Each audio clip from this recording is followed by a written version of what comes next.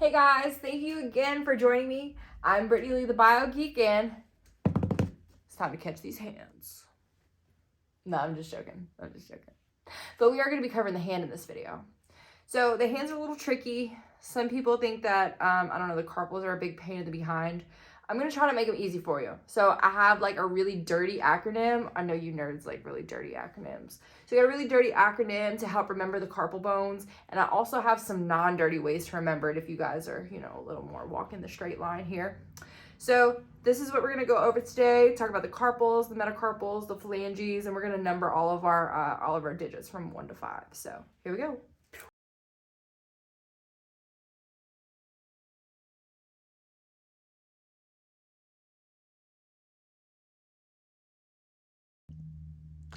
So the hand is a set of bones that people either love or they hate. Some people think they're super easy, and some people think that they're really complicated. So I'm going to try to simplify these bones for you. So let's go with the easiest to the hardest. We're going to begin by numbering our digits. So our digits are going to start by numbering number 1 with the biggest. So if we're in the hand, it'll be number 1 will be our thumb, also called the pollex. If we're in the foot, the big toe would be number 1. So we're in the hand, so our thumb, our pollex is going to be number 1. Our index finger is 2. Our middle finger is 3. Ring finger is 4. Pinky finger is 5. Now, coming from the carpals, our carpals are going to be the first set of bones. Next, making up the palm of the hand is going to be our metacarpals. And then farthest away are going to be our phalanges. Now, our phalanges either contain 2 segments as seen in the thumb, or 3 segments as seen in the 2nd, 3rd, 4th, and 5th of digits. So in the thumb, if you look at your bare thumb, you'll notice that there's only 2 segments to your thumb. That's the same representation of bones you have in the phalange of your thumb. You only have a distal and a proximal and a distal phalange. So proximal being closest to the origin of the hand, distal being the farthest away from the origin of the hand. Now with digits 2, 3, 4, and 5, you will have not just a proximal and a distal, but you will also have a middle or intermediate phalange. So the middle phalange will be found on digits 2, 3, 4, and 5. So we said this was a metacarpals. So this would be metacarpal 1, metacarpal 2, metacarpal 3, metacarpal 4, and metacarpal 5. Next, we have proximal phalanges. So that would be proximal phalange 1, proximal phalange 2, proximal phalange 3, proximal phalange 4, and proximal phalange 5. At the end, we're going to have our next we'll have our intermediate phalange. So we only have intermediate phalange 2, intermediate phalange 3, intermediate phalange 4, intermediate phalange 5. No intermediate phalange 1, just proximal and distal.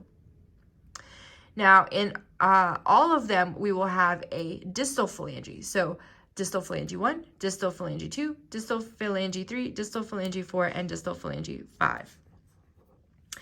So now that we've covered our metacarpals and our phalanges, let's go ahead and talk about the dreaded carpals.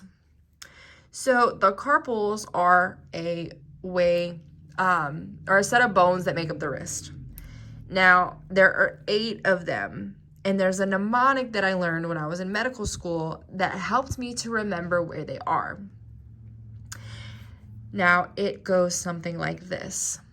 Some lovers try positions that they can't handle. Scaphoid, lunate, triquetral, pisiform, trapezium, trapezoid, capitate, hamate. Some lovers try positions that they can't handle.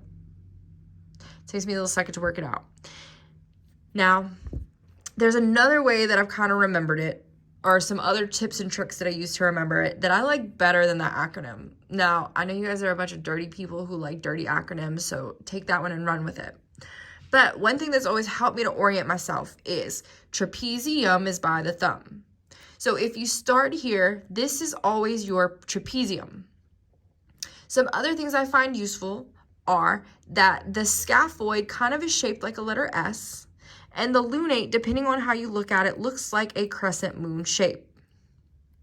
So we can run that acronym back. Scaphoid, some, lunate, lovers, triquetral, positions, pisiform, that, trapezium, that, they, trapezoid, can't, capitate, handle, hamate. So those words kind of sound like those acronyms. Sound like the words used in the acronym. So scaphoid, lunate, triquetral, pisiform, trapezium by the thumb, trapezoid, capitate, hamate. I do them so much better without the acronym. But whether that works, or if the trapezium being by the thumb, scaphoid being shaped like an S, lunate being shaped like a crescent moon. Other things that I use to remember the carpals are the hamate has a hook. So that might be a structure you're required to identify, the hook of the hamate. It's a significant structure through which some of the arteries and stuff are going to pass, and so it gets broken a lot when the carpals get broken. Another thing to note is the pisiform is a tiny bone that sits on top of the triquetral. So you can only pretty much see the pisiform if you're looking at the carpals from the anterior view. Now remember, anterior view from anatomical position will be with the palm facing up and forward. So it's going to be facing towards you like that. So if you're looking at it from this view, you can see the pisiform and you can see the triquetral. However, if you flip this bone over, this hand over, you cannot see the pisiform on top of the triquetral. It just is too tiny to see from that angle. So keep that in mind. Now this view, you can kind of see the S-shaped scaphoid. Can y'all see that? S. The lunate, crescent moon shaped, right? So let's see if we can do them out of order together. So which one is this one? Capitate, very good. What about this one? Scaphoid, very nice. This one. Pisiform, perfect. This one. Lunate, this one. By the thumb. Trapezium is by the thumb. And then what about this one? The hamate with the hook of the hamate. All right, what's this guy up here? Third proximal phalange. Very good. What about this guy over here? Fifth distal phalange. Very good. What about this one? First proximal phalange. Excellent. And then this guy right here. Second metacarpal. Perfect. So that was all of the hand. So hopefully you guys found that useful. Remember that acronym I taught you. Also just remember trapezium by the thumb, hamate's got a hook, and then some of the bones are shaped like their name implies they are. So hopefully you found that useful. So now that we finished up the hand, I hope you guys have found this to be a lot easier to learn. So carpals, metacarpals, phalanges, and I hope you found that mnemonic at least a little bit funny. And if not, I hope you found some of my other tips and tricks a little helpful.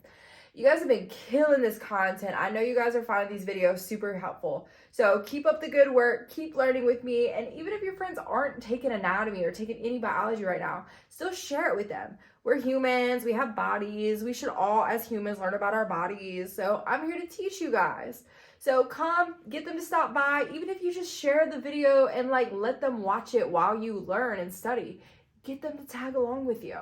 So I'll see you next time, guys. Bye.